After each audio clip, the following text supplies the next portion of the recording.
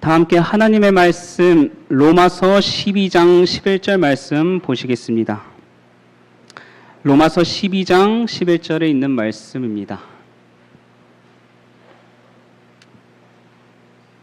함께 교독하도록 하겠습니다. 시작.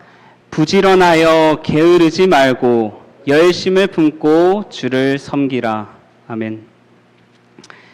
저는 이 시간 번아웃이라는 제목을 가지고 말씀의 은혜를 나누겠습니다. 여러분은 번아웃을 경험해 본 적이 있으신가요?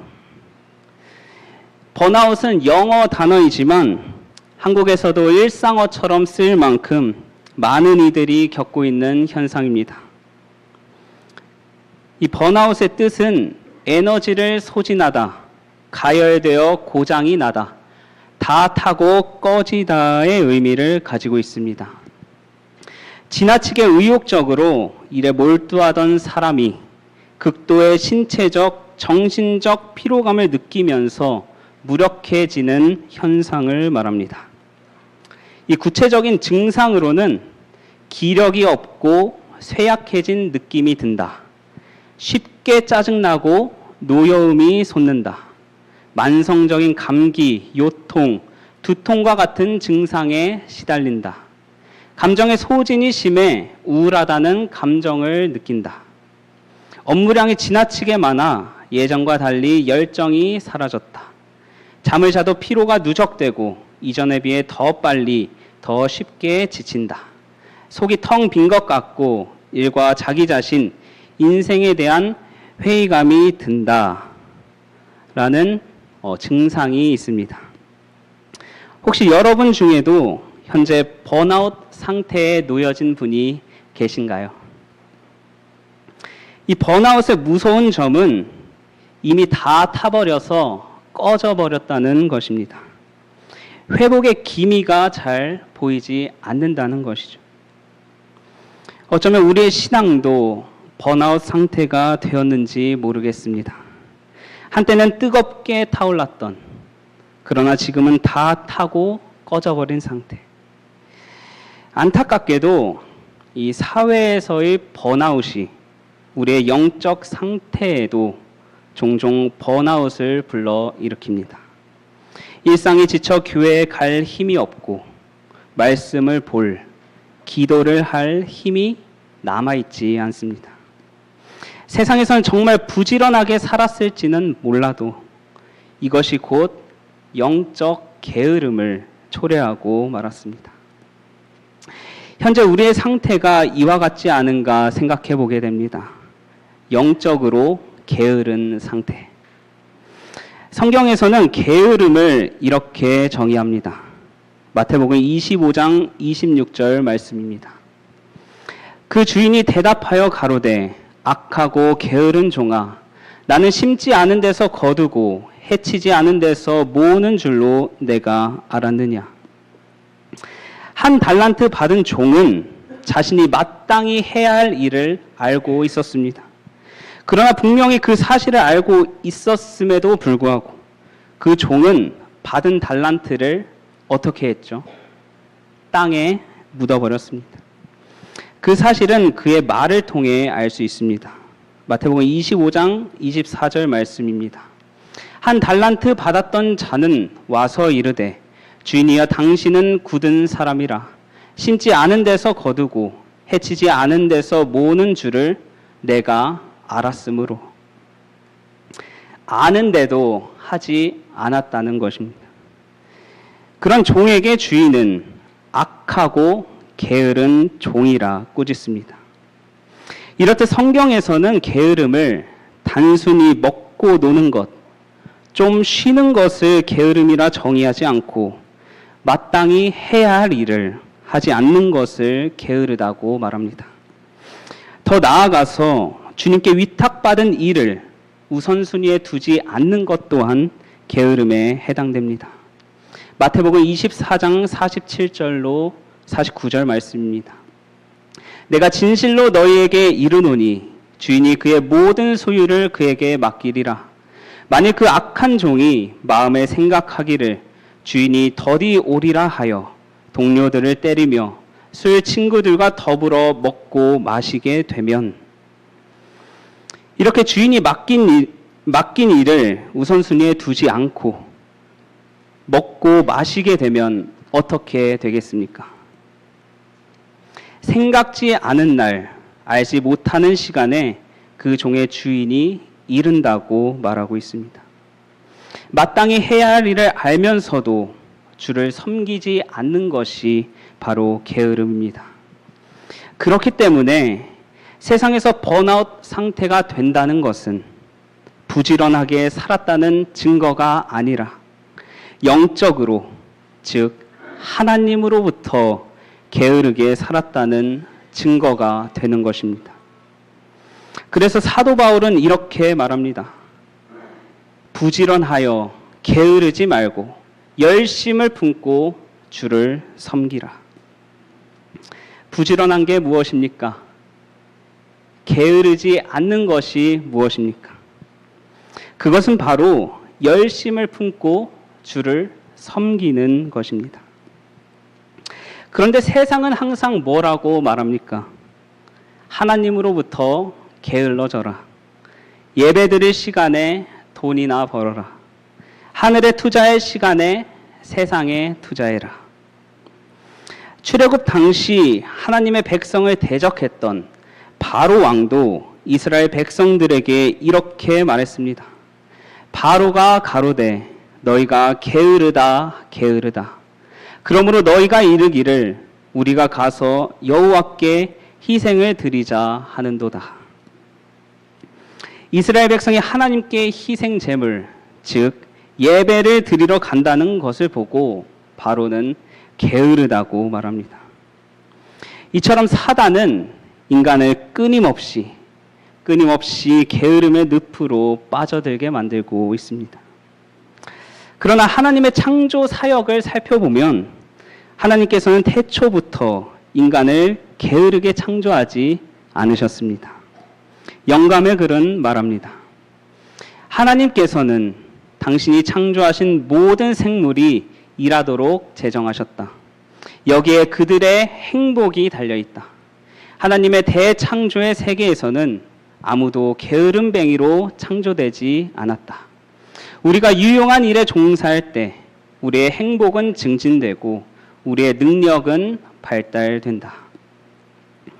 우리가 잠자고 있는 동안에도 우리의 신체 기관들은 역시 운동하고 있습니다. 심장은 뛰고 피는 순환하고 호흡 또한 멈추지 않습니다. 그리고 죄가 세상에 들어왔을 때나 들어오지 않았을 때나 하나님께서는 인간을 부르시고 노동을 허락하셨습니다. 하나님이 그들에게 복을 주시며 하나님이 그들에게 이르시되 생육하고 번성하며 땅에 충만하라. 땅을 정복하라. 바다의 물고기와 하늘의 새와 땅에 움직이는 모든 생물을 다스리라 하시니라. 하나님이 뭐라고 말씀하셨습니까? 하나님이 그들에게 복을 주시며 놀고 먹게 하신 것이 아니라 그들에게 복을 주시며 모든 생물을 다스리게 하셨다는 것입니다. 왜 그러셨겠습니까? 영감의 글은 그 이유를 이렇게 말합니다. 사람의 행복이 무엇인지를 아시는 우리 창조주께서 아담에게 그의 할 일을 지정하셨다. 인생의 참 기쁨은 일하는 남녀에게만 찾을 수 있다. 천사들은 부지런한 일꾼들이다. 그들은 사람들을 섬기라고 보냄을 받은 하나님의 봉사자들이다. 창조주께서는 게으름을 부릴 만한 곳을 아무 곳에도 마련하시지 않으셨다. 하나님께서 인간에게 맡기신 일을 행하는 것이 우리에게 행복이 되기 때문입니다. 그리고 아담과 하와가 범죄한 이후에도 여전히 노동을 허락하셨습니다. 내가 흙으로 돌아갈 때까지 얼굴에 땀을 흘려야 먹을 것을 먹으리니. 범죄의 결과로 주어진 노동은 형벌인 동시에 인간에게는 축복이었습니다. 왜 노동이 인간에게 축복입니까? 잘 생각해 보면 인간은 열심히 일할 때보다 한가하게 시간을 보낼 때 더욱더 죄를 많이 짓기 때문입니다. 영적으로 게을러질 때 우리 안에 사단이 일한다는 것입니다. 영감의 글은 말합니다. 저들의 날들을 빈들빈들 보내고 생애의 목표나 목적이 없는 이들은 가장 힘든 일을 하는 것보다도 10배나 더 신체적 힘을 필요로 하는 것이다. 심한 노동보다 게으름은 더욱 몸을 해한다. 많은 사람들은 저들이 일할 능력이나 의욕이 없기 때문에 죽는다. 게으름은 육적으로나 영적으로 우리에게 심각한 결과를 초래합니다. 게으르기 때문에 하나님의 부르심을 거절하게 되고, 게으르기 때문에 더 이상 하나님을 찾지 않게 되며 영적 번아웃에 빠져들게 되는 것입니다. 그래서 이 시간 하나님의 말씀을 통하여 영적 게으름의 원인을 찾아보고 하나님이 주신 해결책도 함께 찾아보길 원합니다. 영적 게으름의 원인, 그 첫 번째는 바로 육신의 안락함을 추구하기 때문입니다.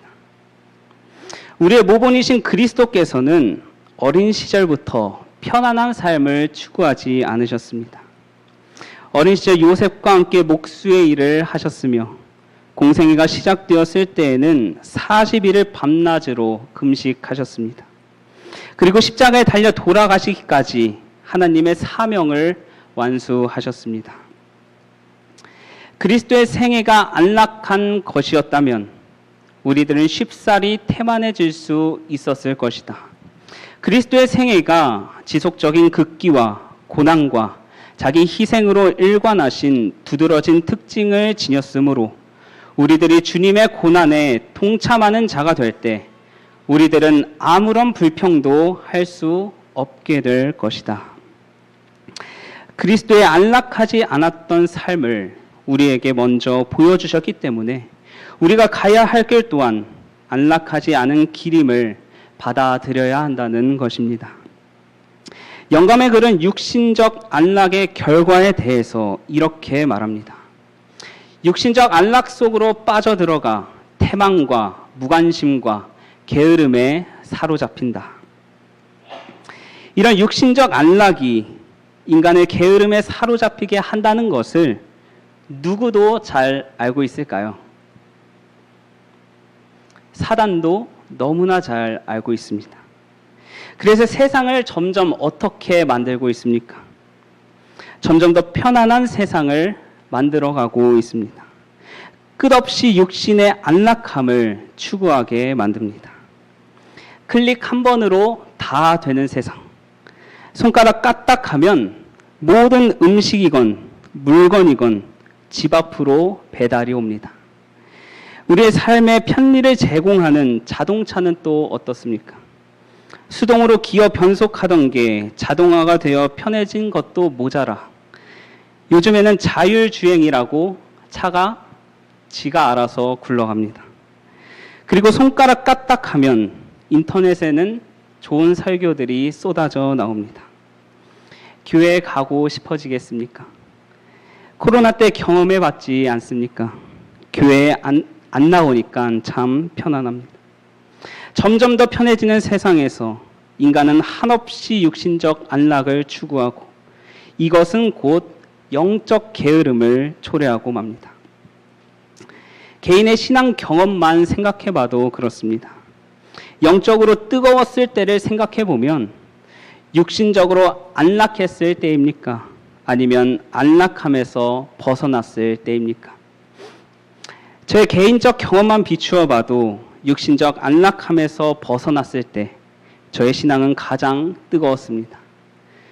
군대에 있을 때, 선교사로 타지에서 지냈을 때, 내가 너무 힘들었을 때, 하나님을 찾지 않으면 한순간도 살아갈 수 없었을 때, 그때는 영적으로 참 부지런했습니다. 그러나 인간은 간사해서 육신의 안락함에서 벗어나자마자 즉시 영적으로 게을러지게 되고 맙니다. 몸이 편안해지면 하나님 없이도 편안한 것만 같기 때문입니다. 사랑하는 성도 여러분, 이 육신의 안락함을 경계하셔야 합니다. 편한 세상을 꿈꾸다 정말 이 세상이 편안해지면 더 이상 그리스도의 재림을 고대하지 않을 날이 오게 될지도 모릅니다. 삶이 힘들면 예수님 빨리 좀 오셨으면 좋겠다. 삶이 좀 편안해지면 조금만 천천히 오세요. 이렇듯 이 세상은 하나님의 원칙이 교묘하게 깨어져 가고 있습니다. 인간은 점점 육신의 안락함을 추구하고 하나님의 일이 주어지면 힘들기 때문에 거절하고 그것은 곧 영적 게으름, 하나님을 찾는 일에 소홀해지고 마는 것입니다. 사랑하는 성도 여러분, 그리스도께서 왜 굳이 하늘의 안락함을 버리고 인간의 육신으로 이 땅에 오셔서 온갖 고통을 다 겪으셨는지 깊게 묵상하게 되시길 간절히 바랍니다. 죄에 병든 나를 이 세상의 안락이 아니라 영원한 하늘의 안락으로 초청하시기 위함이었다는 사실을 기억하시길 간절히 바랍니다. 그리하여 우리도 죄에 병든 세상을 위하여 세상의 안락을 버리고 그리스도의 고난과 더불어 살아가는 저와 여러분이 되시길 간절히 바랍니다. 영적 게으름의 두 번째 원인은 바로 하나님의 부르심을 거절하기 때문입니다. 이것이 영적 게으름의 가장 큰 원인이 아닐까 생각해 봅니다. 때로는 내가 게으르기 때문에 하나님의 부르심을 거절하기도 하지만 날마다 나를 부르시는 하나님의 부르심을 거절하기 때문에 우리는 영적 게으름에 빠지게 되는 것입니다. 그렇다면 이 시간 반대로 하나님의 부르심에 응답했던 영적으로 부지런했던 성경 인물들을 잠시 살펴보겠습니다. 먼저 예수님의 제자들입니다. 베드로와 안드레가 바다에 그물을 던지는 것을 보시고 예수께서 그들을 부르셨습니다. 말씀하시되 나를 따라오너라. 내가 너희로 사람을 낚는 어부가 되게 하리라 하시니 저희가 곧 그물을 버려두고 예수를 쫓으니라. 또 하나님께서 타지 않는 떨기나무로 모세를 부르시며 이렇게 말씀하셨습니다. 이제 내가 너를 바로에게 보내어 너로 내 백성 이스라엘 자손을 애굽에서 인도하여 내게 하리라. 제자들과 모세를 부르신 하나님의 부르심에는 어떤 공통점이 있습니까? 바로 소명이 있었다는 사실입니다. 하나님의 모든 부르심에는 소명이 있습니다. 베드로와 안드레에게는 사람 낚는 어부가 되게 하리라. 모세에게는 이스라엘 자손을 애굽에서 인도하여 내겠다는 소명이었습니다. 그리고 또 한 가지 중요한 사실은 이들이 부르심을 받을 당시 이들 모두 일터에 있었다는 사실입니다. 베드로와 안드레는 바다에 그물을 던지고 있었고 모세는 호렙산에서 양을 치고 있었습니다. 어부의 역할, 목자의 역할을 충실히 해내고 있었던 그들이었습니다. 그리고 이보다 더 중요한 사실은 자신의 생계를 모두 내려놓고 부르심에 응답했다는 사실입니다. 베드로와 안드레는 그물을 버려두고 사람 낚는 어부가 되기로 결심했고 모세는 자신이 치던 양을 버려두고 이제는 백성을 치는 목자가 되기로 결심했다는 사실입니다. 사랑하는 성도 여러분, 우리가 영적으로 게으를 수밖에 없는 이유는 바로 이 하나님의 부르심을 거절했기 때문입니다. 그리고 지금도 여전히 거절하고 있기 때문입니다. 하나님의 부르심에 응답하기에는 다들 너무 부지런합니다. 하나님으로부터 부지런한 게 아니라 세상으로부터 너무 부지런합니다. 하나님께서 저와 여러분을 부르셔서 소명을 허락하시고 그 소명을 이루며 영적으로 타오르는 삶을 살게 하길 원하시는데 오늘도 우리는 여러 가지 핑계를 대며 거절하고 있습니다. 세상 속에서 부지런하다 보면 영적으로는 게을러질 수밖에 없습니다. 사랑하는 성도 여러분, 그렇다면 우리는 이제 어떻게 살아가야 하겠습니까? 영적 게으름이 되는 원인을 해결해야 하지 않겠습니까? 해결 방법은 정말로 간단합니다. 육신의 안락함을 깨고 하나님의 부르심에 응답해야 합니다. 비록 내가 세상에서 바쁘게 살아가지만 가족을 부양해야 하기 때문에 세상 일에서는 손을 뗄 수가 없고 생계를 위해 하나님보다 세상에서 더 많이 살아가지만 그렇기 때문에 우리는 더 하나님의 부르심에 응답해야 합니다. 왜냐하면 언제 주인이 다시 오실지 아무도 모르기 때문입니다. 그렇기 때문에 내가 거하는 모든 곳이 바로 교회가 되어야 합니다. 내가 다니는 모든 발걸음이 선교지가 되어야 합니다.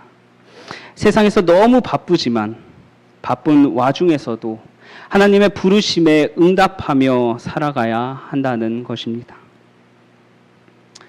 게으름은 오늘날 너무도 많은 사람들의 생활상 특징이 되어 있다. 그들은 마땅히 인내하고 그들의 모든 힘을 적극적인 활동에 쏟아야 할 때에 발뺌을 해버린다. 그리스도의 일꾼들이여 깨어서 죽은 자들 가운데서 일어나라. 그리스도께서 내게 비치시리라. 사랑하는 성도 여러분, 영적 번아웃에서 벗어나길 원하십니까? 다시 우리의 신앙이 타오르길 원하십니까? 진정 우리의 신앙을 다시 회복하길 원하신다면 육신의 안락함을 깨고 하나님의 부르심에 응답하시길 간절히 바랍니다. 그리하여 주님 재림하실 때 깨어서 영접하는 저와 여러분이 되시길 간절히 바라면서 말씀을 마치겠습니다. 함께 기도하겠습니다.